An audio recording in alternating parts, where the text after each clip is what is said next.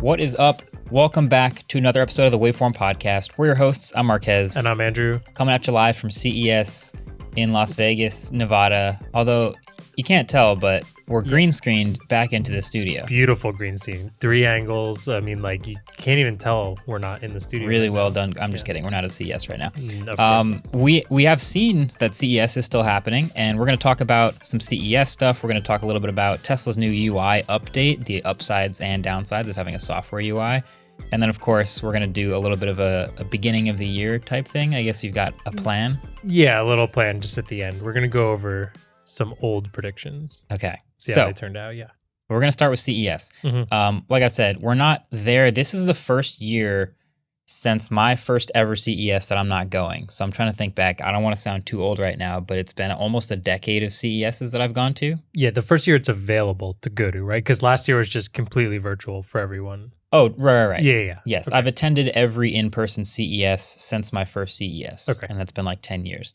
So this is the first one I'm not going to. A lot of COVID safety stuff, a lot of just like me having done it already and not feeling a super big need to go. But there is still plenty of stuff happening. There's lots of CES stuff that always happens. Of course, there always is. So we're going to go through some of those quick hits right off the top. Yeah, I wrote down a couple that kind of like caught my eye. I mean, CES, we all know, has like a ton of crazy stuff, but there's always like 5 or 6 headlines that everyone needs to go see. I mean, like, remember the LG rollable TV? Like, that was a must see. I keep seeing TV ads for that. Have you seen these? I have not. There's literal LG ads now. I mean, if you watch enough NBA games, you'll probably see one, but it's just like this happy-go-lucky like family who just has a rollable TV in the middle of the room, which is weird to me because where do you plug it in? Yeah. And it's a kid doing like ballet or being a ballerina in front of their $100,000 rollable TV. I just don't know why they pick that TV for their ads. It's weird. Yeah, if you're gonna have a rollable TV, 100,000 rollable TV, you've got a room big enough to put it in the middle of the room, That's not true. up against the wall. That is true. That's kind of neat. That started at I CES guess. for sure. Cool. Yeah. All right. So things I've seen this year so far. There's a Samsung remote that can wirelessly charge through radio frequencies. I saw the headline. Right. So like I quickly looked at it. It basically can like slowly sip energy from your router frequencies when it's not being used to, I guess, keep charge. But it also, which I think is kind of cooler, has like a little solar panel on the back of it. So if you flip the remote upside down next to like a lamp, it says a lamp. I didn't realize, maybe I'm just dumb, but I didn't realize solar panels can get energy from artificial lights. Any light, yeah. Okay, cool. Yeah, from lamps or I guess like a window or something like that. But to me, that sounds like remotes don't take a lot of usage. Like you rarely change the batteries in your remote. So even just the solar panel on the back of one seems like a pretty solid idea. I think that makes the most sense out of all the gadgets in your house. Which one sits the longest in the same place? Yeah, and like around? There's a 50% chance it's upside down and possibly Fair. like in the sun or something like that. Yeah. So yeah, I Not feel a like bad idea. that's not a bad idea. TCL is coming out with a 98-inch QLED TV. Sounds fun. That's Sheesh. insane. It's a 98-inch. So how much, is there a price? I'm going to click on this link because I haven't seen this yet. Is there a price? I don't remember a price, but I mean, 98 inches, like, I think the most I really think of is like maybe 85. 88. Yeah. Is ours 88, that LG like That is an 88. signature? Okay. Right. I mean, like, that's ridiculous. Usually that's where the projector world steps in. They're like, yeah, well, you can't have a TC that's 100 inches, so come do this like short throw projector that can get you to 100 inches. But like now we kind of are there. Yeah, that is the quintessential CES thing. It's been just like in the history of CES, there's always a ton of TVs. Yeah. And you always get to see like the next wave of TV or display related stuff happen in this show at the beginning of the year. So there was a whole year where every TV was curved.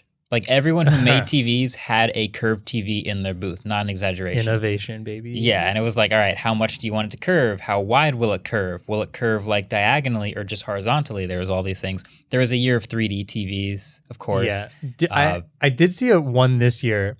I don't know if I would call it a curved TV, but it was actually an LG thing where it was basically curved upwards and it was a stationary bike. Yeah. So that you can like more aptively, I guess, see your surroundings in this like fake bike ride, which to me just feels like put on VR goggles that is way easier True. and immersive. True. There's I think multiple versions of this, but there was one monitor that was curved that you could rotate into being vertically curved, which again, that's a classic Samsung thing, but they made that too. If you just want immersion, you can level up immersion pretty easily with a headset. But some people don't want to do the headset; they just want a huge monitor, and that's still have to be able to see your kids running around, I guess, or something. Exactly. Like that. You're in a room. By the way, I'm seeing TCL latest XL model starts under 8,000. So I think we can all assume that means $799. Sure. Okay. Cool. Yeah. You see the TV world like this 98-inch QLED TV QLED TV is a CES type headline. Like, where else would they show off this crazy thing that most people will never buy? But you do see a lot of the reasonably priced innovations and like cool smaller OLED TVs, for example, at a show like this too. So still happening. Yeah.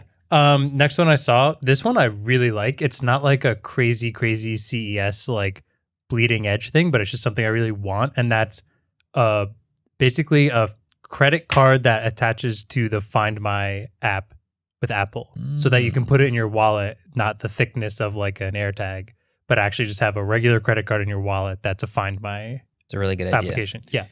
Yeah. So this is essentially turning your wallet into a smart wallet, or at least being able to find it anywhere. By only taking up one card slot, which like I know we're all trying to be a little more minimal usually with our wallets. That seems to be our generation. So it still stinks holding one up, but like it's way better than shoving an AirTag in there. And we could both use it. Yeah. Earlier this week, we haven't said this yet, but we both arrived at the studio on the first weekday of the new year. And we have our little cards in our wallets to get into the building and into the studio. And I step out my car. I'm like, yeah, I don't have my wallet. I forgot it. And you step out your car and you're like, oh, no worries. I can let us in. And then you realize you didn't have your wallet either. And we both somehow forgot our wallet on the same day. That was a little embarrassing. It was the first day back from break. I feel like my morning routine had gotten lazy. And I knew exactly where I left it. It's one of those things. Yeah. But like, if you didn't know where you left it, you could have this card in there and you could just pull it up on the phone and be like, oh yeah, my wallet is at my home address right now. And maybe even find it inside your home with this. So yeah, no, that's definitely really useful. Yeah. I don't want to carry an AirPod thickness thing inside a regular wallet. Yeah, that's crazy. Cool. So it's $35. It's called the Chipolo card. $35 for a single, $60 for a 2-pack. Now, one thing, because it's so thin, non-replaceable battery, says it'll last about 2 years, and then you get a 50% discount if you recycle it.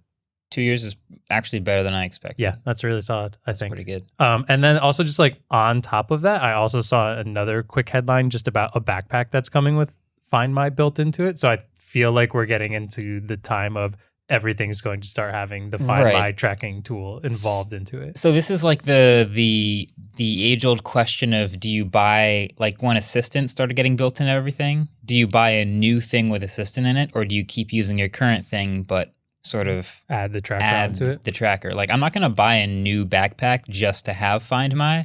I'll probably buy one of these cards and put it in my backpack because I like my backpack and I don't want to buy specifically that one new model. But it is a cool concept that it can be just like threaded right into the bag. It also seems super on brand if Peak eventually added that onto it. Oh, I could see that. For sure. Like that would totally work. So I think we're just going to see a lot more of these everyday things that we have getting these tracking options involved in them, which for Apple is fantastic because that means more people are going to want to buy an iPhone instead to be able to track it. Yep. Yeah, I could have bought a tile for my backpack this whole time. Yeah. But I didn't. I'm going to get one of these cards instead. Yeah. That's crazy. Okay, so that's kind of like the couple fun things I read, but we all kind of know CES as like crazy headlines, really weird, super niche products. So we're going to play a little game. Adam and I made a little game out of this for you. You are the contestant. You're not versus anyone. But we're basically going to... if you don't get made fun of in the comments, you have won. Okay, cool. We're basically going to play 2 truths and a lie, but CES version. So essentially... Mostly Adam picked out like some of the weirdest gadgets that people have been reporting on so far. And we've made 5 rounds. Each round has 3 items. 2 of them are real. 1 of them is fake. Okay. And This I'm going year's to read CES. through them. It's this year's CES. Okay. All right. I'll give it my best shot. I'll be honest, I thought CES started today. So if there's a bunch of stuff I haven't seen yet from previous days, this could be rough, but I we'll think see. it's like that weird thing where CES, like the show floor started today, but like they all start those like suite pre-announcements. meetings and stuff like that. And mostly you have to announce things so people come to your suite and everything. So, Okay. all right, cool. We're going to start this off. I'm going to read, I guess, through all of them. We have a small description of each of them. And then at the end, you can tell me which one is real and which one's fake. Wow. Okay. Let's do it. Round 1. Perfect Fill smart bathing technology lets you fill your bath with a voice command. No more waiting for your bath to fill after a long day. It has presets so you can save specific temperatures for you and your partner or even your kids. Starts at $2,700. Then we have the John Deere self-driving autonomous tractor kit. 6 cameras and will stop the tractor if there's a dog in the way. It combines machine learning, GPS-powered auto steal, and the kit can be fitted onto recent John Deere tractors and is powered by a phone app. Then we have the Bee Buddy bee feeder, a bee feeder with a camera that connects to your Wi-Fi so you can watch the bees as they harvest their honey and create their hives. Starts at $299 but comes with a live queen bee to start your own hive. Okay. 2 real, 1 fake. So a bathing technology, a self-driving John Deere tractor, and Tractor kit. Tractor kit. So you can retrofit. Right. And a beehive, a smart beehive. So I've seen the John Deere headline already. So I know that one's real. There's some of this stuff that you probably have maybe seen a little bit. So I've seen that. Now the beehive one, I could totally see being like, yeah, we'll give you a queen bee and you can have your own smart beehive and monitor and imagine all the metrics of how much honey you're getting out of it, all this stuff. The smart faucet thing is an interesting concept. I just can't picture why it would be $2,700 for a smart. You said it was a smart faucet that let you pre-select your temperature or a self-bathing. You might have to read that one. What's funny is I'm just going to read you the description I have here, which I guess the photo I have here I don't have just shows I probably shouldn't talk about the photos that much, even though we have photos for everything, including the fake ones. So I'll just describe a photo here, I guess. God. It's pretty much just a UI that shows a bathtub filled and the temperature of it. I think you could do that with a smart faucet, which is a real thing. Okay. And so lets you fill your bath with a voice command. No more waiting for your bath to fill after a long day. Has presets so you can save specific temperatures for your partner or your kids. $2,700. Wow, this is tough. I could very easily see that being real, and I could very easily see the beehive being real. At CES, though, I don't know that you could demo the beehive part. So it's tough. Let's go with John Deere is real. Okay. And beehive is real. Incorrect. No way. John Deere is real. I like the buzzer. Okay, so Adam's very smart here. The beehive was a bird feeder, but he changed it to a beehive. So it is very real. Although, let's be honest, I would way rather have a smart beehive. That sounds way cooler than a bird feeder. Know. But yeah, the smart bathing technology is real. I'm going to assume $2,700 because does it include the bathtub also? It doesn't look like it. Actually, it doesn't even show a picture. I think they're overcharging a little bit. I think they're overcharging a bit on that one. Okay, cool. Round 1. Wow. No, you got one kind of right. Like partial credit. Partial credit, yeah. Round 2 here. The LG Stand By Me rolling TV. 27-inch OLED TV that's attached to a stand with wheels. As you walk around the house, it will follow you, and you can also attach the screen and hold it on your lap. We have the Samsung Gear Bixby Health Smart Band. GPS tracker, heart rate detector, SpO2 tracking, sleep tracking, and a bunch of other health options. Problem is it has no screens, no buttons. You only interact with it using Bixby to save for battery life. And it claims it has a 7-day battery life because of that. Portable air purifier noise canceling earbuds. Portable air purifier noise canceling earbuds. As we know, COVID is airborne. A lot of people have become more aware of how germs are spread. So we're still singing happy birthday while washing our hands, but these headphones purify the air around you by pushing negative ions around your face while doubling as a pair of noise-canceling earbuds. Whoa. Okay. That was a long, very descriptive. That was brutal. That was a very like pitchy. So that last one with the earbuds and the ions seems so dumb that it has to be real. Like that's a quintessential CES dumb real type of product. So I could totally CES see personified. that. Yeah, and especially this year at CES, I could see that. So remind me the second one again. It's the Bixby. Oh yeah, the Bixby. Smart I could band. see that. So Samsung makes they make a million things, but they make a smart band that tracks a bunch of stuff, and then to save battery life, no screen, Yeah, only interact. I guess through kind of like software. Whoop. I mean, Whoop's been doing that for years. No screen, decent enough battery. Just your software is Bixby. Yeah. Bixby. Can I clarify? Bixby the voice assistant or Bixby like? Yeah, through Bixby, all of the Bixby Bixby stuff? the voice assistant, because you don't have a screen. Yeah. Okay. All right. And then the first one is the LG Stand By Me rolling TV. Oh, that one. That one sounds bad. So 27-inch screen rolls around following you. That's pretty big. That's iMac size. It is. And then you can pop it off and hold it in your lap. So that means it's a touch screen. Yes. 27-inch touch screen. Wow. I actually think the Bixby one is fake. Correct. Okay. Good job. Yeah. That was I liked that idea. The rolling TV, though, I mean, look at this Sounds picture ridiculous. of it. Oh my God. Where's the wheels? It's underneath the little platform, I'm guessing, but like this thing would topple over so That seems easy. very, yeah. That would roll for about 30 seconds in my house before it would just crack the screen. Hurdles itself down some stairs. Yeah, and you are very right. The air purifying, noise canceling earbuds are a real thing. If anyone's wondering who's listening, it's like one of those earbuds that have like the neck piece. So that is the part that's blowing the air out and like counteracting your Yeah. All right, Yeah. cool. Wait, also, I don't know if the TV is touchscreen, just to clarify. Then that's even dumber. You pop it There off we go. and just watch It's stuff. Still real, also dumb. Wow. Round 3. Mm. Dearbuds. Bluetooth earbud-like device that tracks your ear humidity and helps you dehumidify your ears. Turn them on, takes 3 minutes to measure, and then dehumidify your ear canals. These do not play music. They're actually made to take care of your ears because you use earbuds for too long. Smart dog collar.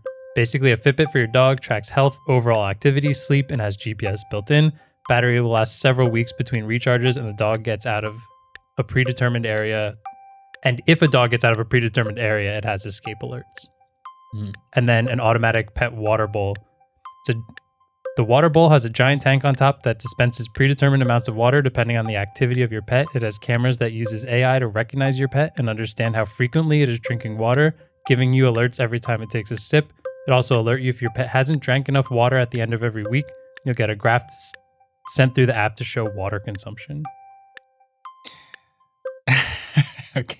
Okay. So we've got an ear dehumidifying earbud. Mm-hmm. That doesn't We've play got- music. That It doesn't just play any music. dehumidifies Just your- dehumidifies your ear canal. Or according to the description only talks about dehumidifying. It talks nothing about Sound quality or Yes. anything. Then you've got a pet tracking, like a Fitbit for your dog. a basically. collar. Yeah. Collar. And then you've got a smart water bowl. So I've seen the headlines about the first two. Okay. So I've seen the headlines of the ear dehumidifying earbud. I have no idea if there's going to be someone out there who's like, Marquez, how do you not know about all of the ear dehumidifying gadgets out there? But I'll be honest, I can't believe anyone would actually buy this. Mhm. But, maybe it's just a proof of concept. They're showing off how they can dehumidify small spaces with earbuds. Cool. Mhm. But that's real, which is crazy. And then, the pet collar, that one I actually think would be cool. Like, I have my fitness tracking. I kind of want to know if, like, my dog needs more activity or, like, how much activity they're getting in relatively, high or low levels of it. So the smart water bowl feels like a quality, like, science fair project where, like, if you could get your water dispenser to tell you how much you drank during the week, it would work. It would be fine. But I think that's the fake one. Yeah, you're right. I believe there are automatic water bowls, obviously, but not AI driven, alerting you when your dog drinks from it. Yeah. The dog smart collar, there's a few of them out there, I think, and I'd like to try I think that it's do real. all of the things. I know we've talked about one that's just like an invisible fence version of it, but doing everything is GPS and everything. Okay, 2 more. Oh, yes. All right. It's great. Round 4. The Moen no-handle faucet. In COVID times, we're all washing our hands a ton, so Moen has created a faucet that's completely driven by AI. There's no handles, so you don't have to touch it at all. It just has 5 sensors to detect what is going under the faucet and automatically sets the pressure and temperature of the water.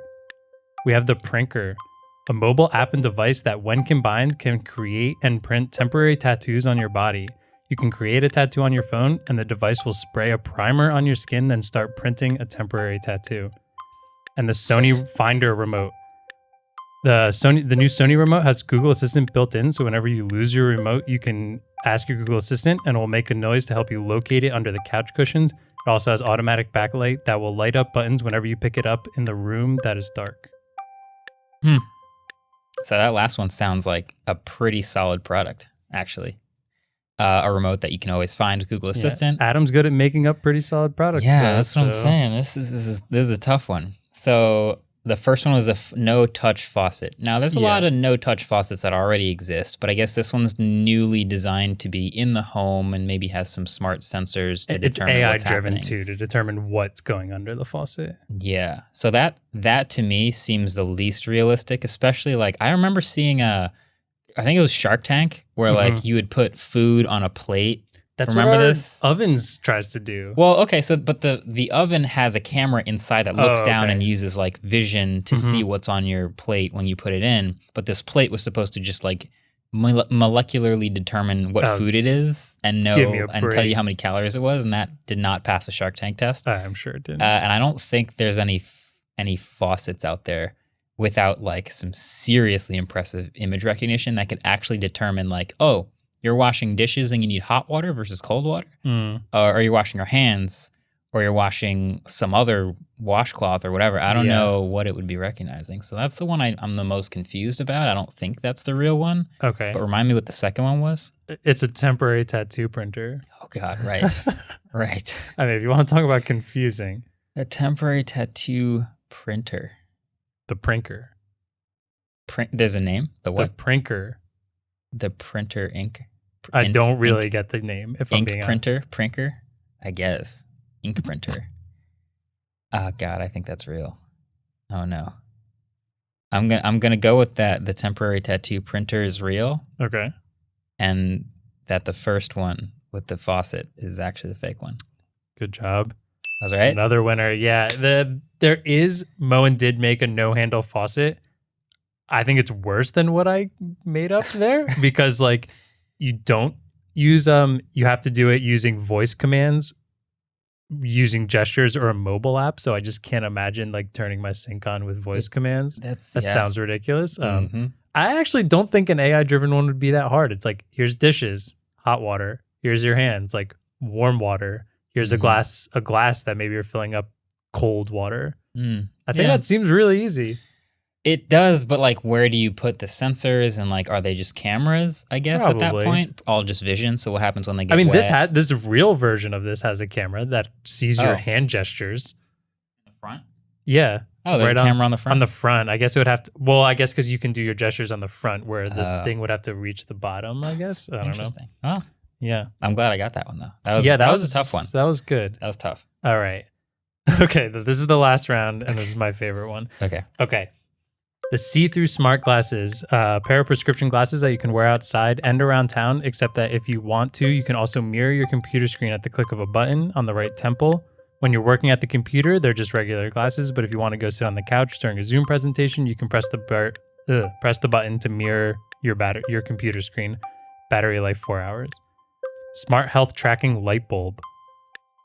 I don't even like reading that one out loud. A light bulb with a built-in radar sensor that can read heart rate, body temperature, and other vital signs. It can even read through materials like textiles, so clothes aren't a problem. And of course, it detects movement, uses Bluetooth to create a map of your home, and radar to sense you, so no cameras, just vibes. Finger nibbling robot toy. Most people like the nibbling sensation, but know they need to teach their children or pets to stop nibbling.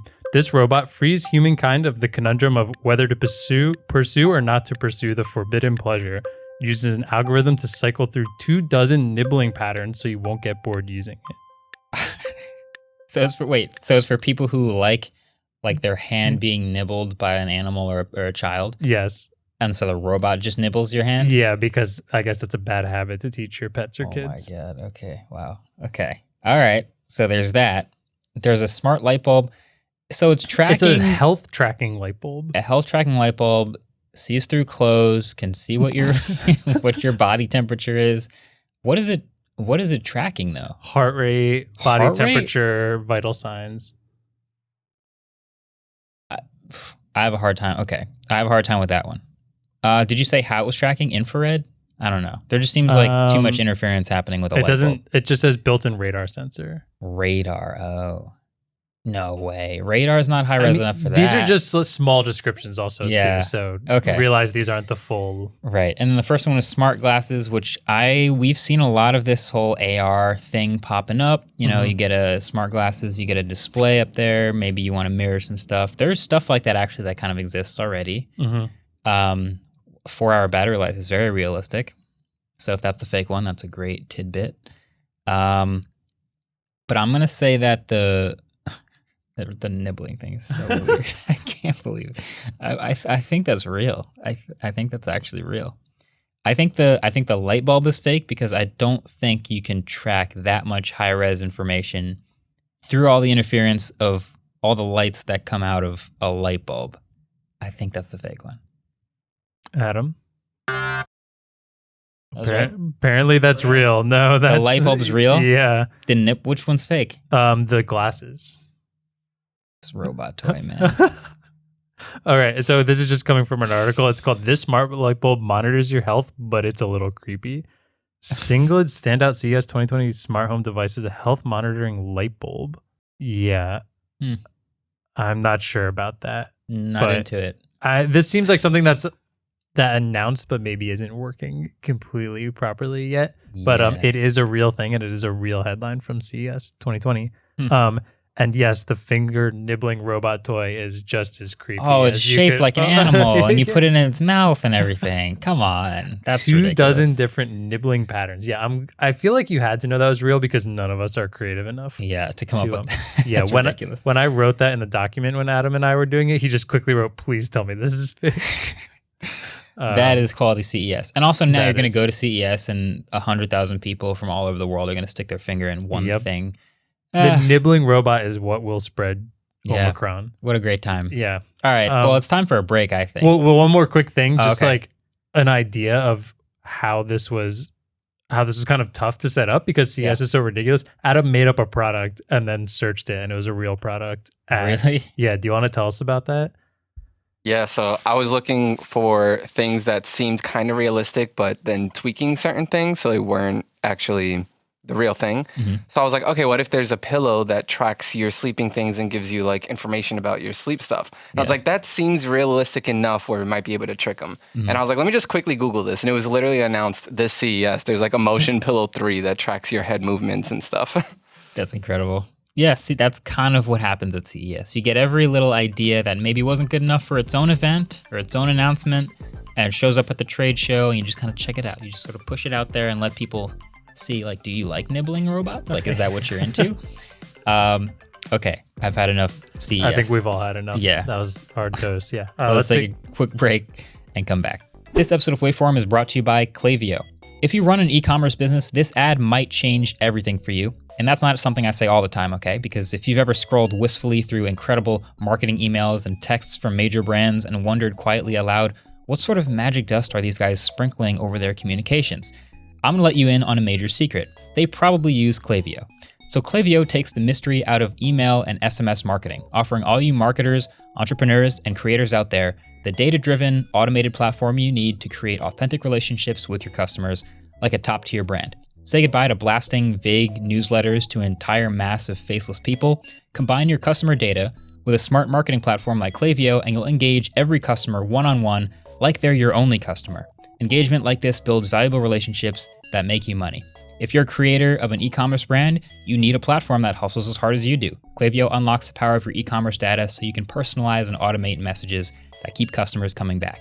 So to get started with a free trial of Klayvio, visit klayvio.com/vox. That's KLAVIYO.com/vox. All right, Marquez, next story is something I've been seeing all over Twitter, all over Reddit. It just like feels like everybody's talking about, but I'm not a Tesla owner, so I need your help a little. It seems like this new Tesla UI update is a lot of, first I was seeing some good for it, and now I've been seeing a lot of backlash about how hard it's kind of making things. Yeah. Did you get the upgrade for it or the update? So I do not have this update. Okay. But I am in the advanced queue to get these updates. Okay. So I can explain. First of all, there's Model 3s and Model Ys that have one touchscreen in the middle. Yeah. And then there's Model S and Model X, which have one screen in the middle and a second screen behind the dashboard. Okay, that was my first question, actually, because the older, but it's only Model S Plaid that has that one now, right? Or is Raven updated to that? All of the cars have been updated. Okay. However, this was already a problem in Model S Plaid and all the new Model S's and X's. Okay. And so Model 3s and older cars and Raven, which had the vertical screen, are all now getting, I think it's pretty clear, slightly worse because of this update. Okay. So first of all, here's what happened. You have in a normal car, you just have a heat seat button. Yep. You just have one button. Yeah. You just press that, your heat starts to warm up, your seat warms up, you press it again, it turns off. Mm-hmm. In Model S previously, and in a lot of these cars, Model 3 previously, at the bottom of the screen, there was a seat button. So you sort of remembered where it was on the screen, and it's still one tap away. You tap it, your seat heater starts going, you tap again, it's gone. So they've done this new update, which is cleaned up the bottom and put it all in this nice, neat little dock, and there's a bunch of different shortcuts in the dock, and they have all the HVAC controls hidden behind the temperature. Mm-hmm. And this has always been the case on Model S Plaid, so every time I wanted to heat my seat, I'd have to go hit the temperature, which opens all the HVAC controls, then hit the seat, and then turn the heating on. So it was a couple clicks away. Okay. So I found that pretty annoying in that car, but I gotten used to it. But Model 3 owners have always still had that button right there. Yeah. That button just went away, and they got replaced with this update, which now makes them all like Model S Plaid, which means you go hit the temperature, hit your heat seater, and then turn it on. It's several taps away. So it's this weird update that just made it more difficult to do a lot of things that I think most car owners expect to be extremely easy. It's too many clicks to be muscle memory. I think that's the real problem. And I've had a bunch of small software complaints about the latest Model S for a while. One of them being, if I want to change fan speed, I have to go hit the temperature, and then at the top there's like a slider, and I have to like slide this like very small touchscreen slider manually in the middle of the screen. No way to do that without taking my eyes off the road. You could just map it to a button on the steering wheel. Yeah, it's not possible to do that. So things like that. There used to not actually be any way to access viewing Sentry Mode footage. They added that with a software update, so at least they're thinking about making things better. But this particular update for HVAC controls, universally bad. Usually, you want things to be quickly accessible. Exactly. I mean, if you're adding a touchscreen, we kind of talked about this a little bit with the yoke steering wheel, where just like lack of buttons makes it harder to find things. And now you've gotten more used to it, but imagine now your yoke steering wheel where you've gotten used to the buttons and now they switch places on you. And like you can't really find exactly where those buttons are off. And yes, we can all look at the screen, but I hope everyone understands here that you probably shouldn't be looking at the screen when you're driving a car. And temperature is something we change while we drive the car. Heated seats are something we change while we drive the car. Quickly. It seems, universally, like I think Andy Sly said it takes 6 button presses to turn on his heated seat and get back to his regular like menu. Yeah, I think you can. Ridiculous. Yeah, it's definitely too many. So that really highlights for me the upside and downside of like this new wave of cards that's coming out that are all very high tech and have a big, huge this is going to be a problem UI. with everyone. Yeah, which is that number one, upside, yes, they can be updated. The performance gets better, the buttons get nicer looking, they get faster, everything improves over time, ideally with software updates. But number two, the bad thing is sometimes they're going to make mistakes and make things worse. And this is one of those examples where I think they could roll it back and everyone would be really happy. But yeah, this is not great. On all the previous cars, by the way, they had all the buttons like locked. I could turn the heat seater on without looking. Even though it wasn't a physical button, it was in the same place on the touchscreen every time. And so I'd get in my car and without even looking, I know like 2/3 over from the left side of the screen, I just press right there, my heat seater just turned on. Yeah.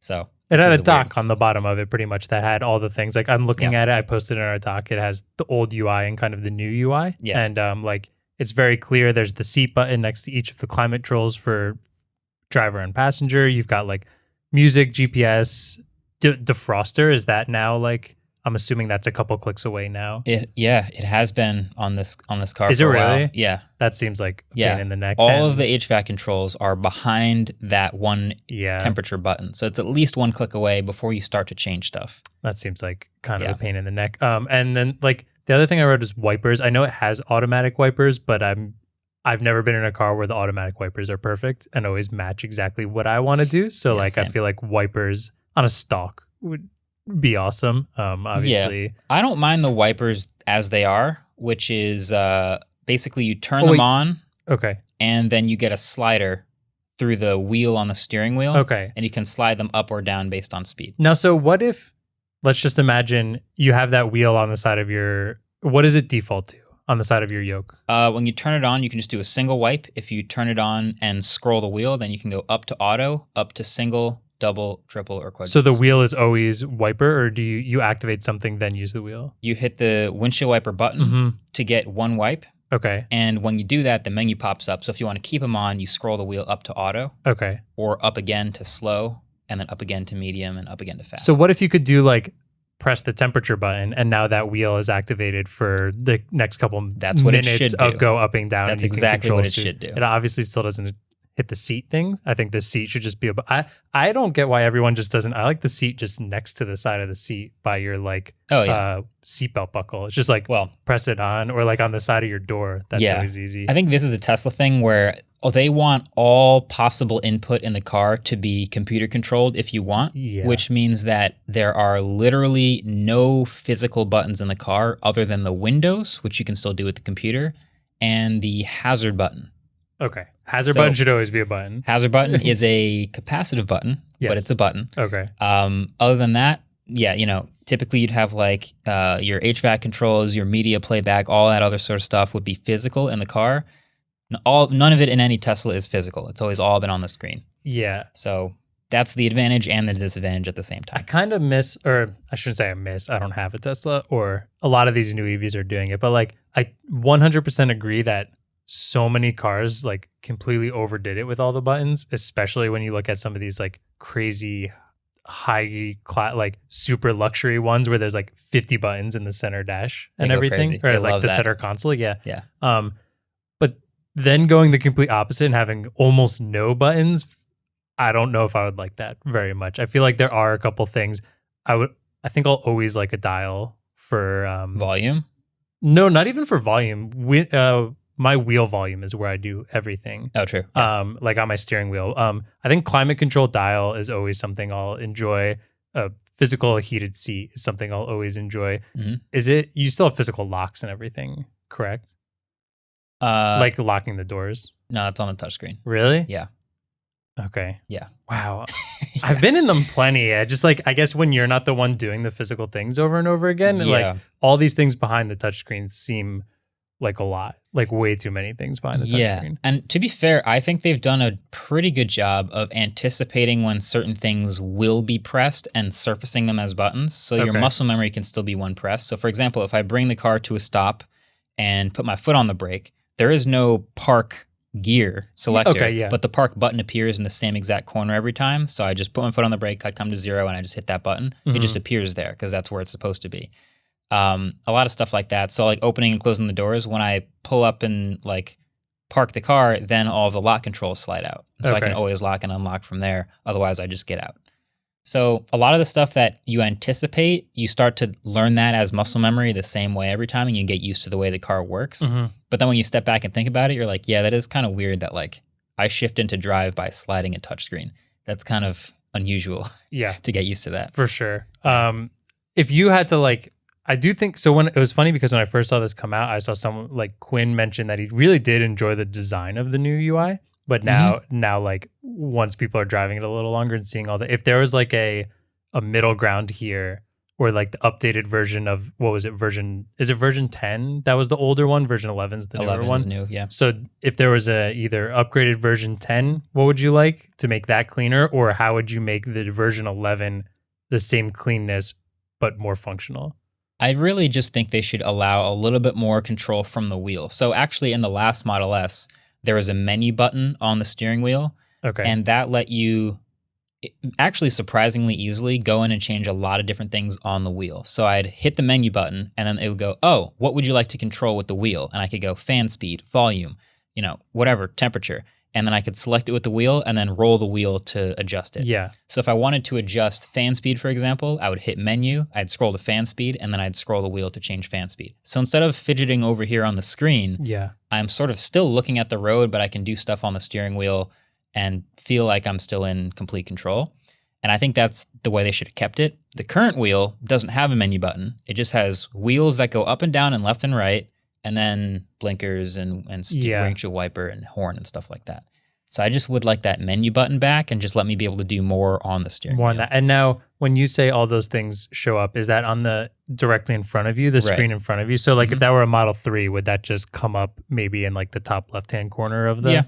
Yeah, I think so. Yeah, I think that would be easy. I love steering wheel controls. Mine has way too many of them. I don't use half of them. So I do think a dial or two that you can then, based on what you're pressing on the touchscreen, be able to then control with a dial. Because almost everything we're doing is up down. There's not a lot of need to go all over the place. So that would be awesome. I think this new model of refreshed Model S is the first and only car I've ever driven that has not enough steering wheel controls. I think every other car I've ever driven has either just the right amount or too many. They always put a ton of buttons on the wheel, around the wheel, in the middle of the wheel that I'll never use, all this stuff. And I think this is the first car, even after Raven Model S had a nice steering wheel that I really got used to with the menu button, this one, just not enough control. So what about this? Ditch the yoke blinker buttons, add back the stock, give you your menu button back. Yeah. Please. Yeah, absolutely.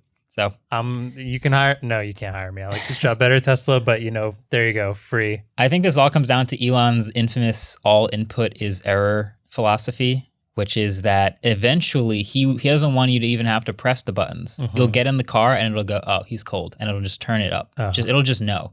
Every single one of those decisions, theoretically, he believes it should be able to make for you. It will measure the temperature of your butt and know when it needs to be warmed up without you knowing. And I'll tell you what, if that were to actually work well in a dream world, I'd be very happy.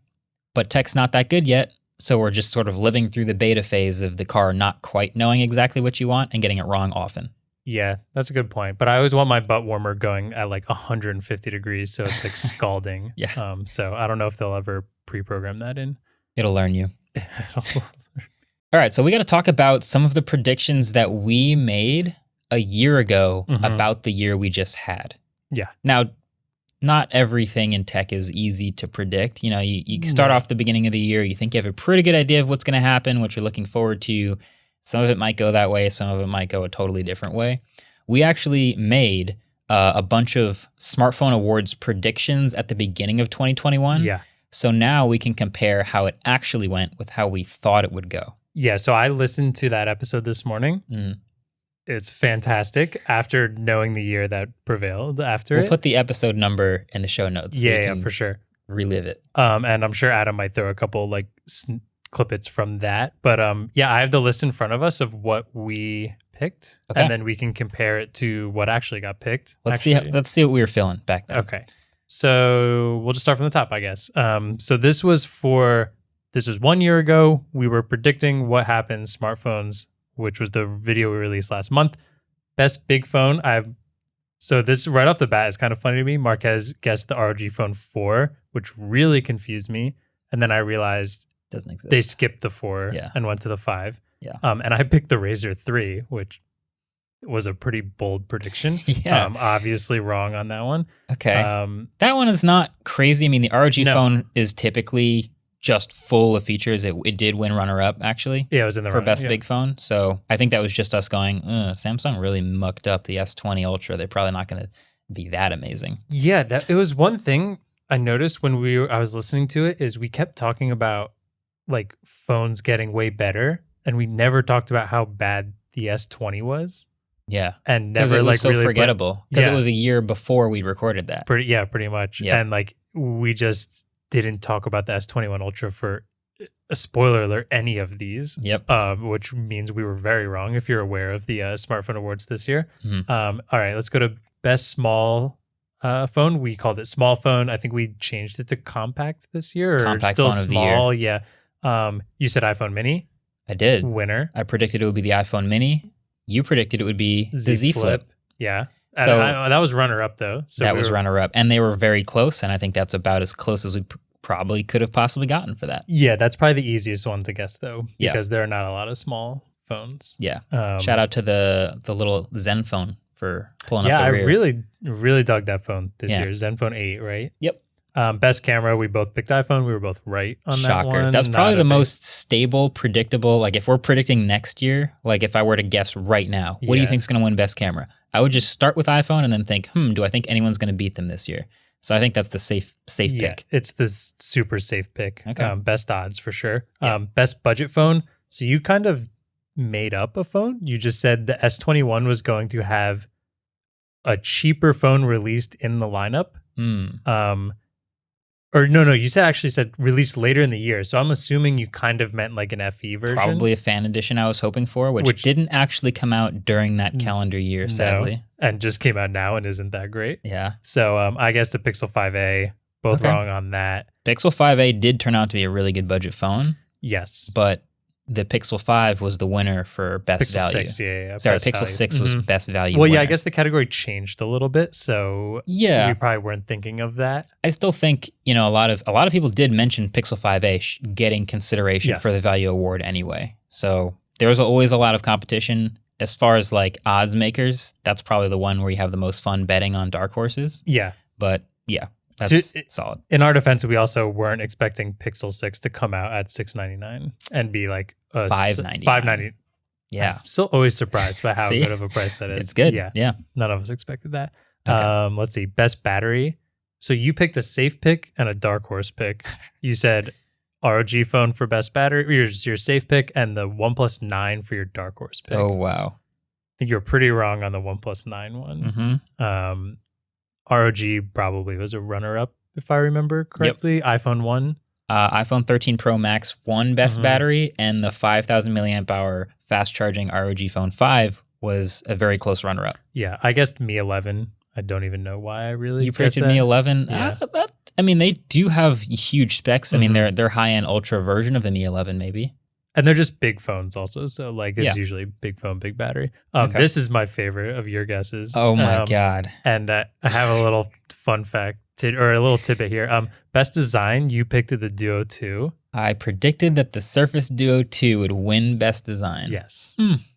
It was a pretty solid reasoning though. It was like you liked the design of the Duo 1 and you Mhm. knew exactly what had to change for it. Or we thought we knew exactly what we had to change for it because it did all those changes and still was very bad. So Yeah. I guessed the where are we?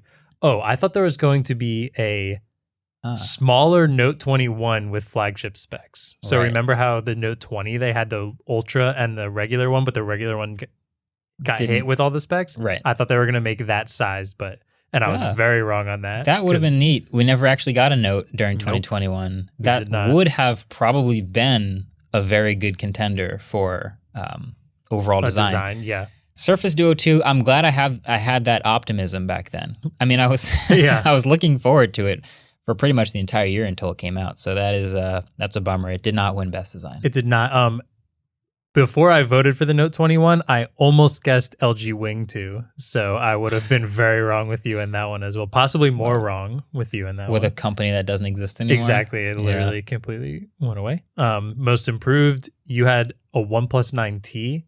Through listening to this, we kind of willed the OnePlus T into existence and it didn't work Yep. at all. I said Z Flip, which I'm pretty proud of that one because it did not win, but it certainly was super improved. It got all of the things that we talked about last year. Yeah. Um, That was mentioned in to the it. video. Yeah. Yes. That's a good prediction. Way to Yeah. land that one. I'm pretty pumped with that one. Here's what's also funny is for biggest bust, you also guessed Duo 2, Wow. which you nail on the head on that one, despite also thinking it was going to win the best design. So Yeah. not a lot of faith, I guess. I picked a OnePlus 9T as bust. Yeah, the Wrong, OnePlus but- 9 was like sort of underwhelming and middling during the year, and Yeah. then we never got a OnePlus 9T, so you Mhm. could probably like shift your money onto the OnePlus 9 if you were like considering your bet, but it didn't also win, so I guess it doesn't Yeah, matter. it still wasn't quite there. Probably because the OnePlus 9 it was fine. It wasn't anything great. I don't see why they Yeah. would make a 9T, I guess, unless it was better. MVP, you picked a Pixel 6 and you called it the flagship. So I think I would call that the Pixel 6 Pro. 6 Pro, yeah. I'd probably say the Pixel 6 is closer to winning MVP. It We know was. the S21 Ultra did win. Yep. And I guess the OnePlus 9T Pro. So I was very, very off there. We had OnePlus on the mind. OnePlus did not win any awards in the actual show. The Pixel 6 did win second runner-up for MVP Mhm. behind the iPhone and the S21 Ultra.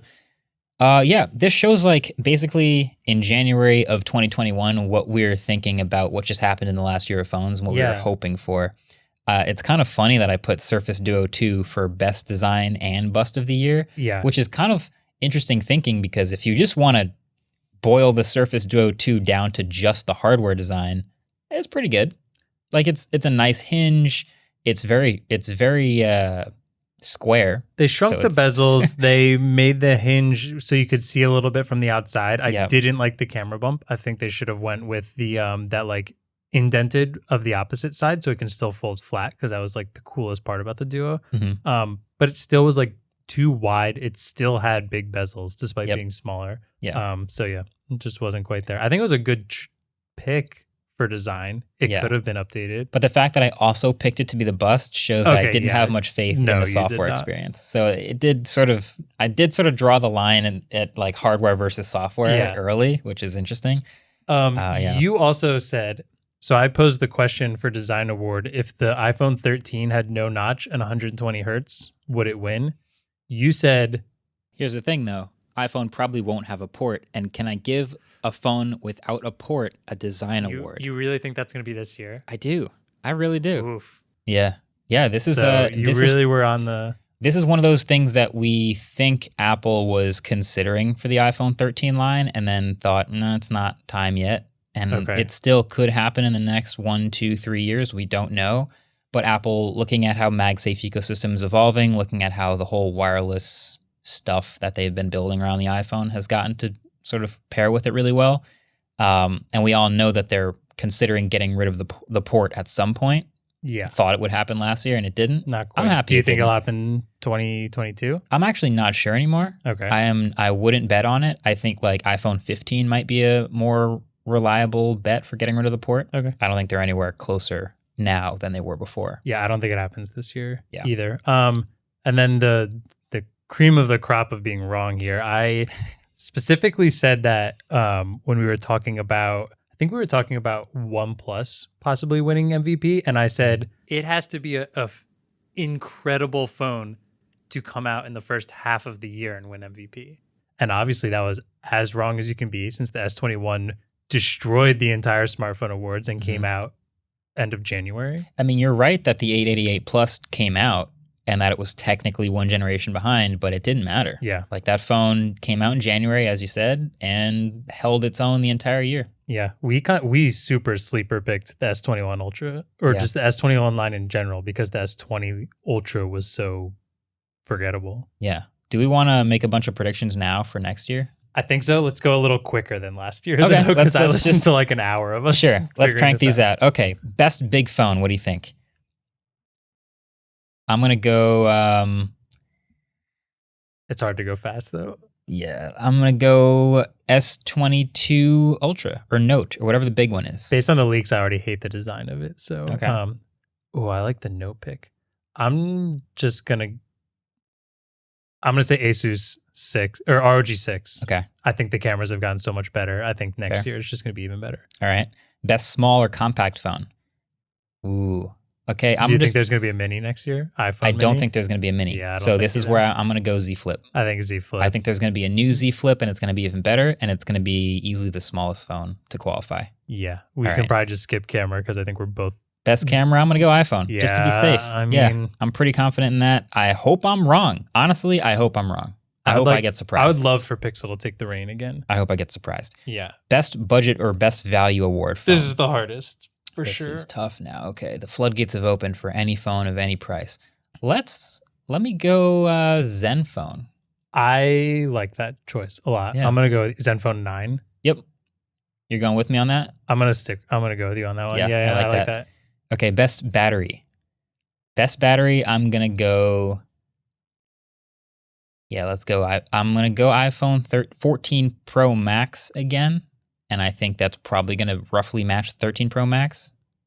Do you want the Duo... Or no, the Legion Duo 2? It's going to have 3 charging cables. That's my guess. Yeah, it is about battery experience. Battery experience. 4 charging cables. Just skip, double it. It's funny because that was like, it charged faster, but that's not a better experience having to carry 2 it's cables. Not a better experience. Design. Okay, so here's also another thing. Last year you mentioned the design. We were talking about foldables and how this year might have to have a foldable category, which I don't think we needed to. But towards the end of the year, start of this year, we've seen probably 4 or 5 new companies coming out with foldables. So I do think 2022 might be the year where a folding category might be worth it. And so we just have a best foldable category, essentially, or something like that? Kind of. It'll be weird if the best design is also a foldable. Right. But I think there's credit where credit's due. Their best foldable. Maybe it's an honorable mention in the design category. Yeah. But if we're gonna have 5 or 6 folding phones, I feel like we need to pit them against each other. Well, in the meantime, I guess then for design, I'll go a little safer. I don't think Samsung's going to win with that design. I don't think OnePlus is going to win with that design. I don't think Surface is going to win with that design. I don't think the Flip is going to win with the design. I don't think I can give it to a phone with a notch. So the iPhone with the hole punch? I don't know. I'm either going to go Pixel 7 because I think Google's going something a little different this year. And while I didn't love it, it feels like they're thinking outside the box. Or it's going to be like the Find X4 or the like Reno something. Oppo's just been killing it with hardware, and I love their hardware so much. That's a really good pick. So Find X4 might be my choice for design. Then I'll go Pixel 7. Okay, cool. Yeah.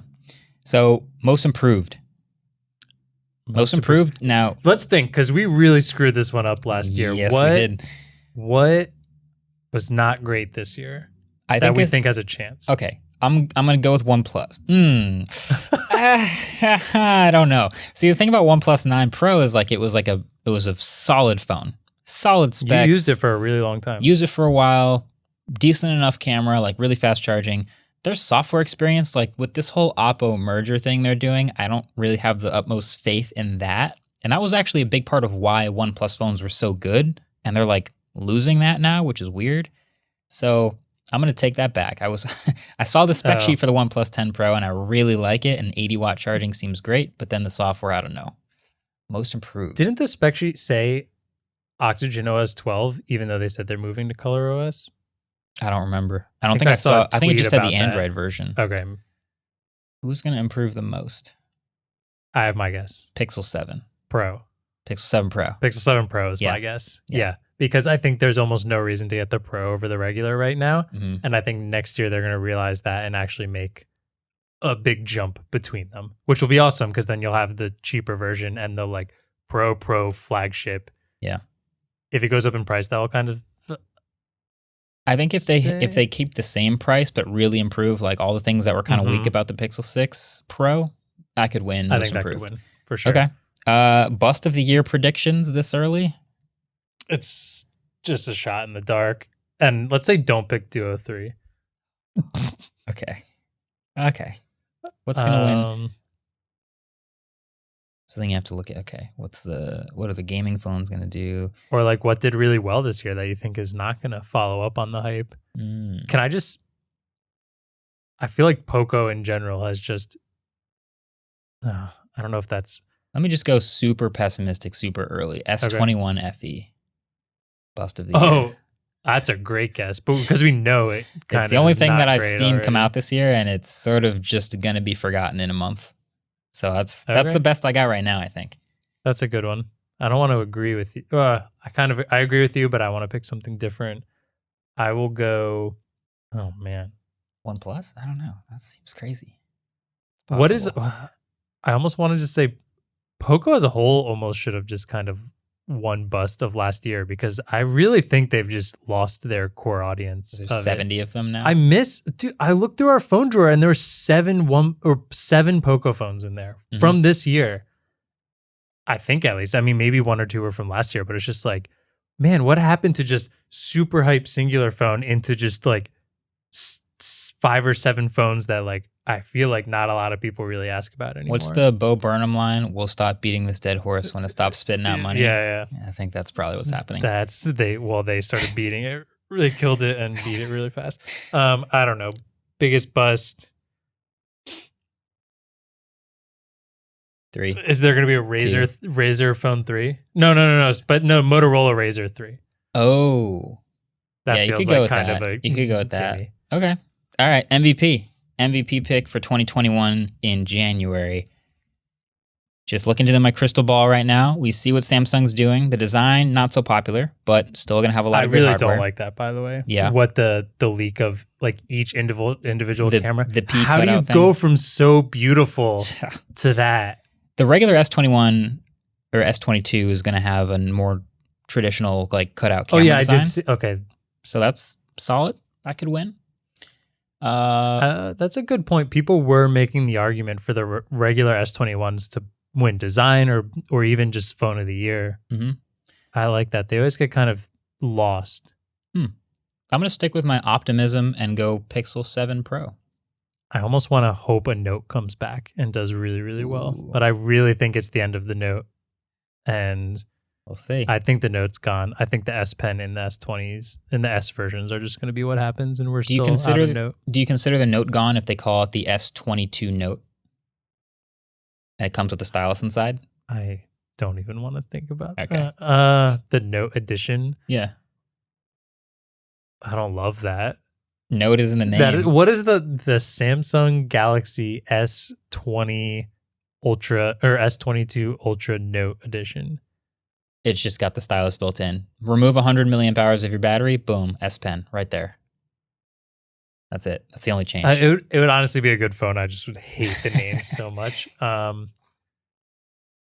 just gonna go S22 Plus or whatever. I like that. Yeah. All Okay. right. Wasn't that much shorter, but There we have it. That's your predictions. It's been a long episode, but listen, there's a lot of stuff upcoming this year. Obviously, CES presents a challenge for covering all the wacky, quirky things that come out of it. So maybe follow us on Twitter if you want to see our takes on more of that random stuff. Other than that, definitely stay tuned to the channel. More podcasts coming, more guests coming. I plan on that being a big thing this year. And more videos, of course, in the pipeline. Thanks for watching. Thanks for listening. Catch you guys later. Peace. Waveform is produced by Adam Molina. We are partnered with Vox Media, and our intro-outro music was created by Vane Sill.